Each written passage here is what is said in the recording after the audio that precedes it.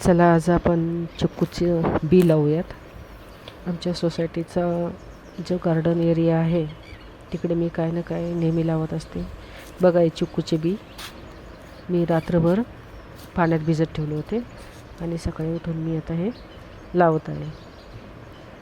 मी नेहमीच काही ना काही या गार्डनमध्ये लावत असते,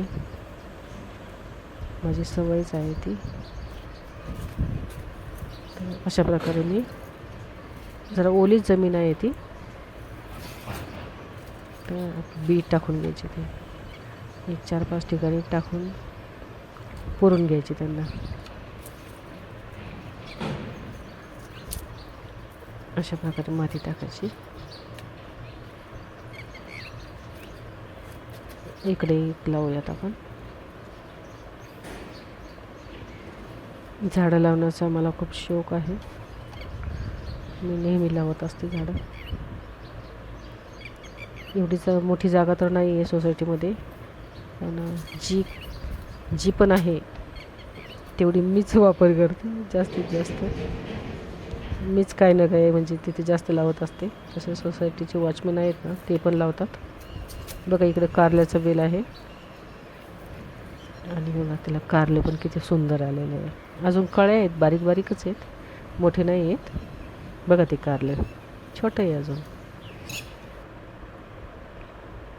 सुंदर. बघा ते पिवळे फुलं त्याचे. हे पपईचं रोप आहे. तर मी असंच एकदा गावावरनं पपई आणली होती आणि इतकी गोड होती ती. तर ते पपईचं बी मी पूर्ण तेवढं पॅसेजमध्ये टाकून दिलं. तर त्याच्यातली 8 पपईची रोपं उगवली. तर एक तर खूप मोठं आहे, बाकी 7 जे आहे ना ते असे छोटे छोटे आहेत. इथे आपण जरा चिक्कू लावून घेऊया थोड्या अंतरावर. जरा वर आले ना की आपण दुसरीकडे लावू ते रोपं. 4-5 ठिकाणी असं लावून घेतलं आहे मी. ती जरा वर आल्यानंतर आपण मग दुसरीकडे लावणार आहे. हे बघा ही पपई मी बी टाकलं होतं याचं, केवढी मोठी झाली. आणि तिचे छोटे छोटे बघा आणखी रोपं पण निघले. ते जास्त बी टाकलं होतं ना मी. बघा हे पण आहे, हे पण आहे आणि आतमध्ये ते एक मोठं आहे.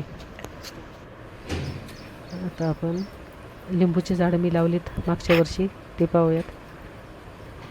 त्यांना मी कालच खत घातली.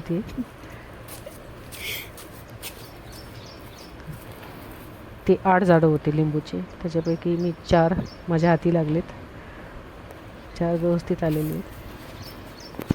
बघा किती सुंदर मोठे मोठे रोपं झाले ते. आणि काय होतं याच्यावर आहे ना, कधी कधी कीड येऊन बसती.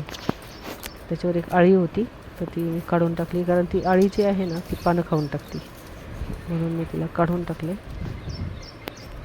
तसं मी त्याला खतं वगैरे पण भरपूर टाकत असते. इथे एक आहे बघा, 4थं आहे. थँक्यू.